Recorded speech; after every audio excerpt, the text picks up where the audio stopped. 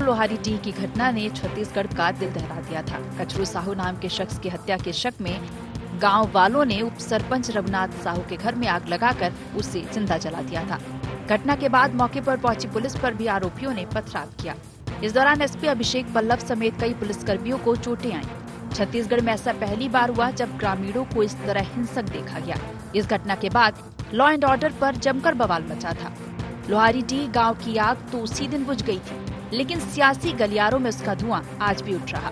कांग्रेस ने जांच समिति का गठन किया है। कांग्रेस के बड़े नेता घटना स्थल पर भी गए थे। अब एक बार फिर कांग्रेस बड़ा प्रदर्शन करने की तैयारी में है।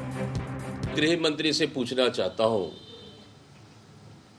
कि लोहारीडीह घटना अगर शासन और प्रशासन की फेलवर नहीं होती, लापरवाही नहीं होती, अगर स्पष्ट बोल दिया जाता कि ये आत्महत्या नहीं हत्या है, इसकी हम जांच करेंगे और निर्दोषों पर कार्रवाई, जो दोषी है उन पे ऊपर कार्रवाई करेंगे, तो फिर दूसरी गन नहीं जलता और निर्दोषों को अरेस्ट नहीं किया जाता और उसके बाद फिर एक प्रशांत साहू को पुलिस के लापक में मार दिया जाता है। मैं पूछना चाहता हूं गृह मंत्री, इसका जिम्मेदार कौन है? आखिर शासन और प्रशासन ने क्यों छुपाने का प्रयास किया? 167 लोगों की सूची है, क्या ये सही है कि नहीं है? ये इतनी धाराएं लगी है, वो सही है कि नहीं है? क्या ये भी सवाल पूछा कि कचरू साहू के जो पोस्टमार्टम कराने गए थे उन लोगों को अपराधी बना लिए गए हैं कि नहीं बनाए गए हैं? ये 5 सवाल मैंने किए थे, 5-6 सवाल, उसका जवाब अभी तक नहीं आया। कवर्धा के एसपी ये बोलता है कि आत्महत्या है और हत्या बोल के इसको सेंसिटिव न बनाए। अभी जो मध्य प्रदेश पुलिस ने पकड़ा है दिनेश साहू, वो कचरू साहू का हत्यारा निकला। तो सरकार से हम पूछना चाहते हैं कि एक अपराधी के गवाही पे 167 लोगों के फांसी में टांगना चाहती सरकार। लोहारीडीह घटना पर कांग्रेस सरकार को पूरी तरह घेरने की तैयारी में है, तो सरकार भी माहौल ठंडा करने में पूरा जोर लगा रही है। घटना के बाद गृह मंत्री विजय शर्मा ने खुद जायजा लिया था। घटना के बाद प्रशासनिक कसावट में भी तेजी लाई गई। गृह मंत्री विजय शर्मा का कहना था कि जांच आधार पर कार्रवाई हो रही है। कांग्रेस इस घटना को लेकर समाज को बरगलाने का काम कर रही है। कांग्रेस के प्रदेश अध्यक्ष जी का कलेक्टर कवर्धा को लिखा हुआ पत्र भी मैंने देखा। मुझे आश्चर्य है इस विषय का, इतनी बड़ी ऐसी राजनीतिक पार्टी है, राष्ट्रीय पार्टी है, इस तरह से कैसे करते हैं? एसआईटी के रिपोर्ट के आधार पर कार्यवाही हो चुकी है भाई, जिस पर आरोप है एसआईटी के माध्यम से और जांच के माध्यम से, वो जेल में है। मतलब क्या चाहते हैं उससे ऊपर? क्या वो ये चाहते हैं कि अभी उनको निकाल करके कोई फांसी दे दे? अगर वो ऐसा चाहते हैं तो वो गलत चाहते हैं, ऐसा नहीं होता है। लेकिन वहां पर किसी को कोई बचाने की बात वो करते हैं। मुझे आश्चर्य है इस विषय का। वो प्रदेश के अध्यक्ष हैं, उनको ध्यान है कि नहीं है? जिस विषय पर राजनीति करने की कोशिश कर रहे हैं उस पर जांच के आधार पर कार्यवाही हो चुकी है भाई। कवर्धा मामले में सियासत की गंगा तेज गति से बह रही है। कांग्रेस प्रदर्शन कर सरकार को कटघरे में खड़ा करने की तैयारी में है, तो वही सरकार विपक्ष के आंदोलन को बेअसर करने में कोई कोर कसर बकाया नहीं रख रही है। देखना यह है कि इस कोशिश में कौन कितना कामयाब होता है। रायपुर से अद्वैत नाइक की रिपोर्ट।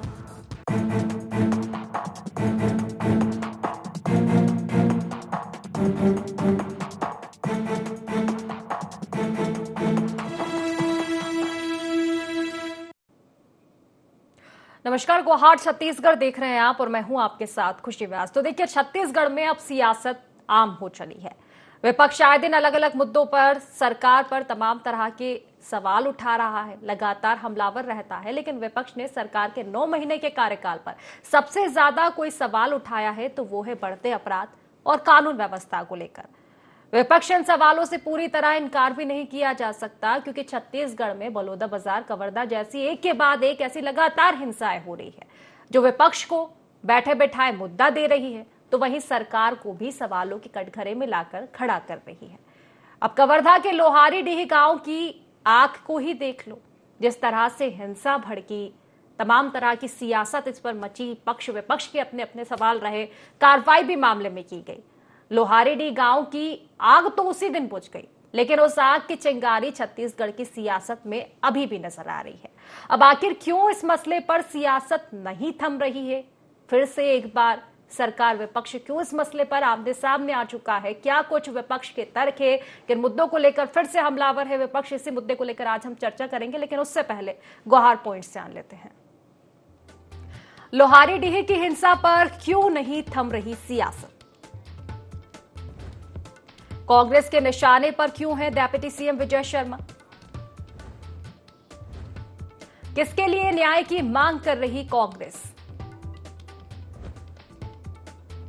क्या सचमुच सरकार की नाकामी थी लोहारीडीह की हिंसा?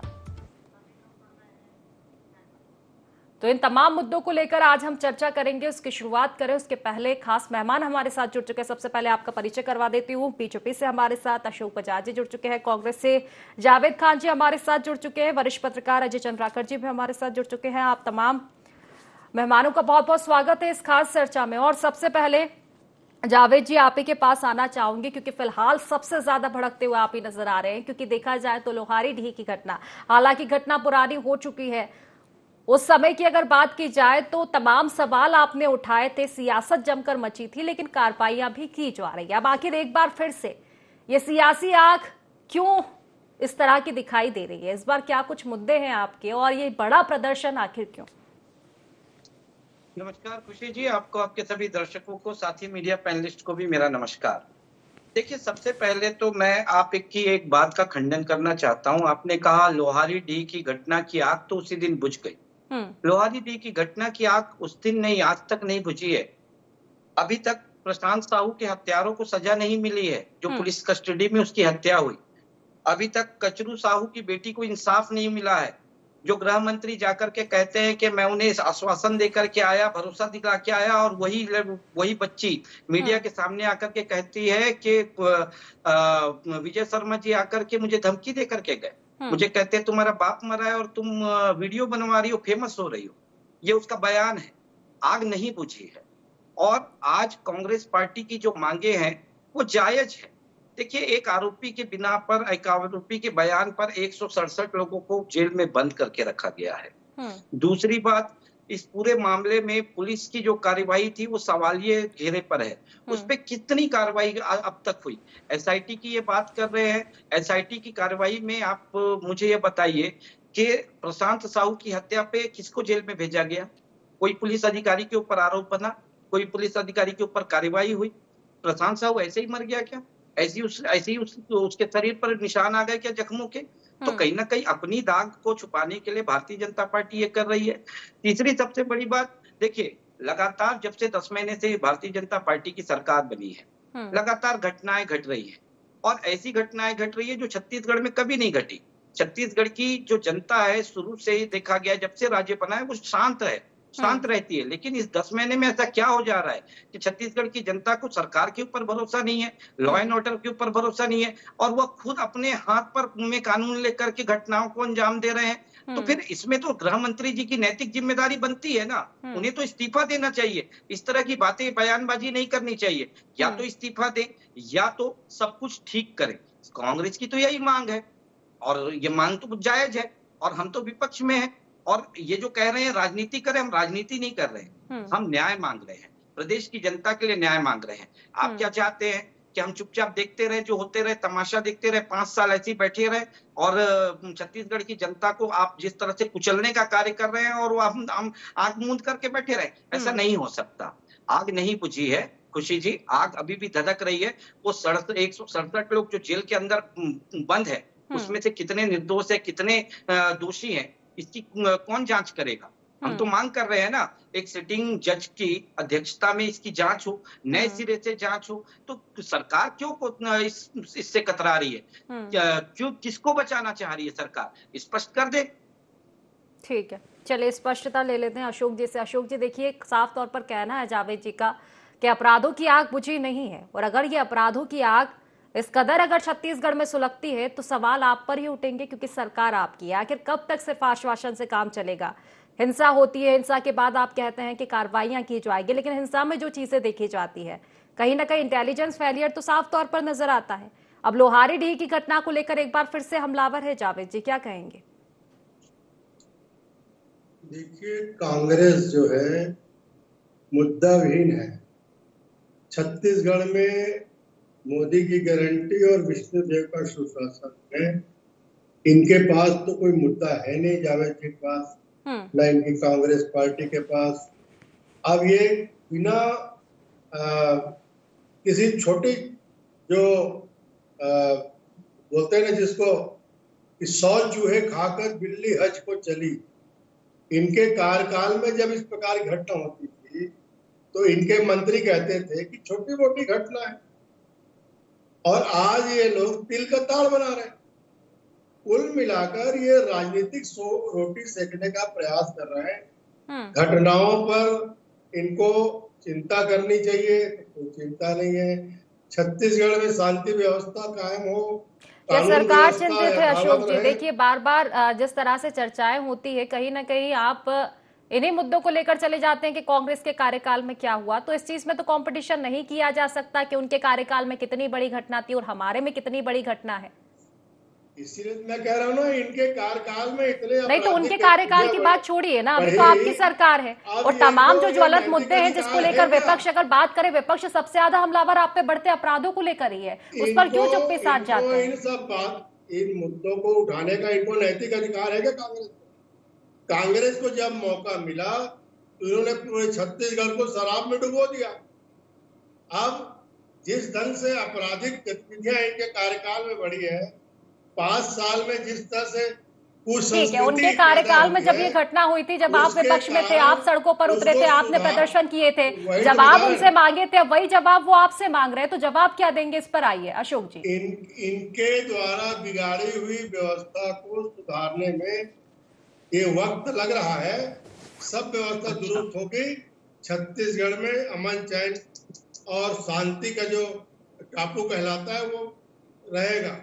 कांग्रेस चाहे लाख कोशिश कर ले, इनके खुद के कांग्रेस के नेता घटनाओं में इस ढंग से सम्मिलित हैं, आरोपी हैं, लेकिन इसके बाद भी कांग्रेस क्यों इतना हाय तौबा मचा रही है? इनको देखना चाहिए। कवर्धा की घटना, बीरनपुर की घटना, यहाँ जब ये मुख्यमंत्री थे तो कांग्रेस के शासन काल में मुख्यमंत्री निवास में अग्नि स्नान करने के लोग आते थे। तो इस प्रकार की जो घटनाएं हो रही है, इनके कार्यकाल में हुई है, उसके लिए इन्होंने कभी माफी मांगी क्या? इन्होंने कभी ये कहा कि हमने गलत किया? या किसी ने इस्तीफा दिया क्या? किसी मंत्री ने? क्या मुख्यमंत्री ने इस्तीफा दिया क्या? उस समय के तत्कालीन गृह मंत्री ने इस्तीफा दिया क्या?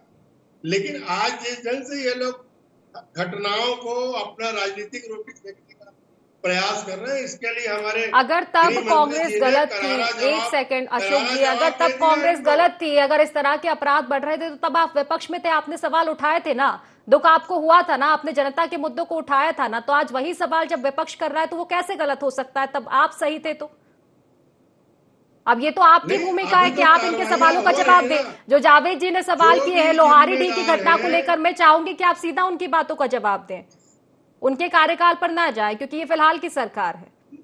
ये जो घटना गिना रहे हैं, इन घटनाओं में जो भी जिम्मेदार हैं, जिनकी वजह से हुआ है, सब पर कार्रवाई हो रही है। और जब कार्रवाई होती है तो कार्रवाई न करने का लोग दबाव बनाते हैं। आखिर ये अपराधियों के साथ है कि पब्लिक के साथ है? इनको ये सिद्ध करना पड़ेगा। ये कितना कानून को मानते हैं लोग, ये तो देखिए आप। इनके कांग्रेस के नेता पुलिस कर्मचारी के परिवार को जाके जिंदा जला देते हैं। कांग्रेस के कार्यकर्ता है, इनसे संबंधित है, इसके बाद भी इनको थोड़ी भी लज्जा नहीं आ रही। इनको सोचना चाहिए कि इनके सब ठीक है, चलिए छोटा सा जवाब ले लेते, उसके बाद अजय जी के पास लौटूंगी। जावेद जी, देखिए इसी पर आऊंगी, आखिर क्या चाहता है विपक्ष? ठीक है, तब जो हिंसा घटी थी, तमाम सवाल आपने उठाए थे, आपके सवाल उठाना लाजमी था, लेकिन अब तो कार्रवाइयां की जा रही है। क्या इस मसले को लेकर सियासत बदस्तूर जारी रहेगी? नहीं लगता कि सियासत की जगह आप संतुष्टि करनी चाहिए अगर कार्रवाइयां की जा रही है तो? नहीं खुशी जी, देखिए हम कैसे संतुष्ट हो जाए? और ये जो कह रहे हैं बार बार राजनीति राजनीति, हम तो राजनीति नहीं करना चाहते थे। बड़ी संवेदनशील विषय, 3 लोगों की जान गई है, लेकिन राजनीति करने पर मजबूर कौन कर रहा है? ये कर रहे हैं प्रशांत साहू के हत्यारे को सजा मिल गई क्या? कचरू साहू के हत्यारों को सजा मिल गई क्या? असल में हत्यारे कौन है ये बता पाए क्या? और जो गृह मंत्री इतना नहीं जान सकता, सूरजपुर में एक व्यक्ति जो जिला बदर है खुलेआम घूम रहा है, इनके लॉ एंड ऑर्डर की स्थिति की पोल खोल रहा है और वो एक पुलिस वाले की हत्या कर देता है, पुलिस वाले के परिवार की हत्या कर देता है। इसी से इनकी कलई खुल रही है। अब इस तरह से अगर गृह मंत्री है तो उनका इस्तीफा नहीं मांगे तो क्या मांगे? और दूसरी बात ये, जब देखिए लगातार मैं डिबेट में बैठता हूँ, भारतीय जनता पार्टी के प्रवक्ताओं को सिखा पढ़ा करके भेजा जा रहा है कि जब कांग्रेस का प्रवक्ता कुछ सवाल पूछे तो आप उनके 5 साल पे चले जाइएगा। अरे हम लाख बुरे थे, चलो मैं मान लिया हम लाख बुरे थे, आप तो विष्णु का सुशासन और राम राज की बात लेकर के आए थे ना, तो आज कहाँ है विष्णु का सुशासन, कहाँ है राम राज? लगातार घटनाएं बढ़ रही हैं, लगातार प्रदेश की जनता का विश्वास आपके ऊपर से उठता जा रहा है और आप कह रहे हैं कि हम जबरदस्ती का आरोप लगा रहे हैं, जबरदस्ती का तिल का ताड़ बना रहे हैं। ठीक है, देखिए 5 साल आप ही बैठोगे साहब, हम 5 साल नहीं बैठने वाले, 5 साल आप ही को बैठना है। बिल्कुल, इसी बात का मैंने जिक्र किया था, फिर से मैं जवाब लूंगी। फिलहाल एक प्रतिक्रिया ले लेती हूँ मैं अजय जी की। चंद्राकर जी, देखिए वरिष्ठ पत्रकार आप हैं और क्योंकि आपने छत्तीसगढ़ की सारी चीजों को बखूबी बहुत समय से देखते हुए आप आए हैं, छत्तीसगढ़ जिसके बारे में ये बात कही जाती कि शांति का टापू है, आदिवासियों का क्षेत्र है, छत्तीसगढ़िया सबले बढ़िया, लेकिन ये जिस तरह की हिंसा होती है, चाहे बलौदा बाजार की हिंसा हम देख ले, सरकारी कार्यालय को चलाया गया, उसके बाद कवर्धा की हिंसा आती है, पुलिस पर ही पथराव कर दिया गया, सूरजपुर की घटना ये तो हाल ही की है, एसडीएम के क्या हाल हुए थे हमने तमाम तस्वीरें देखी है। आखिर क्या दर्शाती है ये तस्वीरें? क्या वाकई अपराध छत्तीसगढ़ में नियंत्रण है? विपक्ष इस तरह से हमलावर है, कितना इत्तेफाक आप रखते हैं इन चीजों से? बिल्कुल सही खुशी जी। देखिए, चाहे कवर्धा की घटना हो या फिर बलौदा बाजार की घटना या सूरजपुर की घटना या पास्ट टाइम में सामाजिक लेवल पर इसी तरह से गोरवन डबरी की घटना या फिर बैजा कापा की घटना या फिर झीरम घाटी में जो हत्याकांड हुआ, इन सबसे पहला दायित्व यह बनता है कि सबसे पहले शांति स्थापित हो। मूल बात यह है कि प्रशासन, पुलिस को भी चाहिए कि उनका जो सेवा शर्त है, सेवा शर्त के अनुसार काम करें। हम उसी कवर्धा में देखे थे पास्ट टाइम में, मेरे घर में भी आरती होती है, लेकिन एक पुलिस के जिम्मेदार अधिकारी को फूल बरसाते हुए और आरती करते देखे। यह सेवा शर्त में नहीं आता, वहां पर कर्तव्य के निर्वहन का विषय। देखिए, कबीर धाम ये कहलाता है खुशी जी, और ये कबीर के अनुयायी लोग हैं और आज आवश्यकता है चाहे राजनीतिक अपनी अपनी दलीय राजनीति से ऊपर उठें, नागरिक समाज को भी लाएं, समस्त समाज को वहां लाएं और आपस में भाईचारा पैदा करें। तभी कबीर दास जी जो बोलते थे कि ऐसी वाणी बोलिए मन का आपा खोए और को शीतल करे आप भी शीतल होए। आज कबीर धाम को, कवर्धा को इसकी आवश्यकता है और समाज को भी चाहिए। जैसा प्रसिद्ध विचारक जॉन जैक्स रूसो कहता है अपने द सोशल कॉन्ट्रैक्ट किताब में कि समाज द्वारा सुसंस्कृत मनुष्य समस्त प्राणियों में सर्वश्रेष्ठ होता है। लेकिन कोई कहे मुझे समाज में नहीं रहना या समाज से लेना देना नहीं है, या तो वो ईश्वर हो सकता है या राक्षस हो सकता है। तो समस्त समाज को भी चाहिए कि पहले वो शांति, भाईचारा, वे ऑफ लाइफ में जो प्यार है इसको पहले स्थापित करें। बाकी विधि का शासन जो है उसके अनुसार, रूल ऑफ लॉ के अनुसार कानून को हाथ में न लें। और निश्चित रूप से पहली आवश्यकता कबीर दास जी की भूमि है, वहां पीस, शांति, अमन, भाईचारा, इसकी तत्काल आवश्यकता है। खुशी निश्चित तौर पर अजय जी, लेकिन एक और सवाल और ऐड करना चाहूंगी। जिस तरह से कहना है कि ठीक है, जनता को भी कहीं ना कहीं शांति बरतने की अवस्था है, जिस तरह से फिलहाल जो चीजें आ रही है कि जो आक्रोश देखा जा रहा है जनता में वो एक अलग ही है, तो ऐसे में ये जिम्मेदारी किसकी होगी आखिर? जो सत्ता में बैठे हैं सरकार की, लेकिन इसके साथ ही नहीं लगता कि कहीं ना कहीं सत्ता में बैठे हैं सरकार है या फिर विपक्ष है, एक सामंजस्य बनना चाहिए। जिस तरह के, ठीक है अभी 21 अक्टूबर को प्रदर्शन करने वाली है कांग्रेस एक बड़ा, नहीं लगता कि विपक्ष अपनी जगह ठीक है, अपने मुद्दे विपक्ष के सही है, लेकिन अगर इन मसलों पर ही सियासत होगी, जब शांति इनके बीच ही नहीं बन पाएगी तो कैसे उम्मीद की जाए? मैं आपको बढ़िया उदाहरण देता हूं छत्तीसगढ़ का खुशी जी। काला हीरा कहलाते थे बलीराम कश्यप, बीजेपी के सीनियर मोस्ट सांसद होते थे।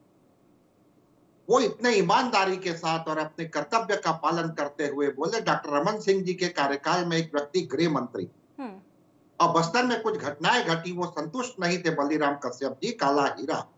वो साफ बोले कि मैं गृह मंत्री को कैबिनेट से हटवा दिया। इतनी ईमानदारी छत्तीसगढ़ के नागरिकों को देखने को मिला है। आज आरोप प्रत्यारोप क्यों?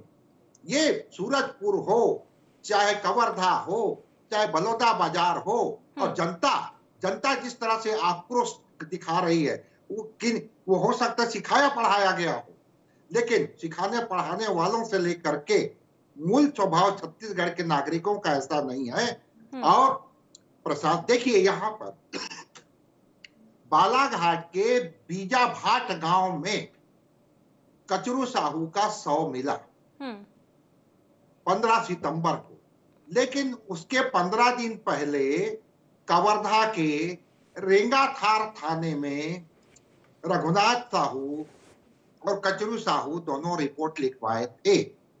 तो पुलिस और प्रशासन को सजग रहना चाहिए था। नंबर 2, जिस तरह का वहां वीडियो आया है एक लड़की को मारते हुए, ये क्या है? आप मार रहे हो, वो गिरफ्तारी देने जा रही है, आप गिरफ्तार करिए। आप न्यायपालिका नहीं हो, आप जुडिशरी नहीं।